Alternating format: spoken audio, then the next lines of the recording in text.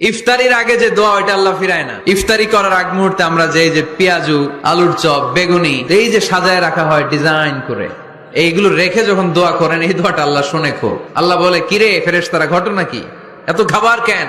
আল্লাহ রোজা রাখছে, কি চায়? আল্লাহ ক্ষমা চায়। তো খায় না যে তৃষ্ণার, তো আল্লাহ আপনার ভয়। আমারা দেখছে না, আল্লাহ আপনারা দেখে নাই। জান্নাত দেখে নাই, আমার জাহান্নাম দেখেছে আল্লাহ কিন্তু জানে। তারপরে ফেরেশতাদের মুখ থেকে বের করা হবে। সুবহানাল্লাহ পড়েন। আমার জাহান্নাম দেখেছি কিনা বলো, ফেরেশতারা বলে না জাহান্নাম দেখে নাই। আমার জান্নাত দেখেছে কিনা বলো, জান্নাতও দেখে নাই, আপনারও দেখে নাই। আল্লাহ এবার খুশি হয়ে যাবে। আমার খুশির জন্য আমার ভয়ে তৃষ্ণার্ত ক্ষুধার্ত সামনে খাবার হাত বাড়ালেই খেতে পারে, আমার ভয়ে খায় না, আমার ক্ষমা চায়, আমার কাছে ক্ষমা প্রার্থনা করে।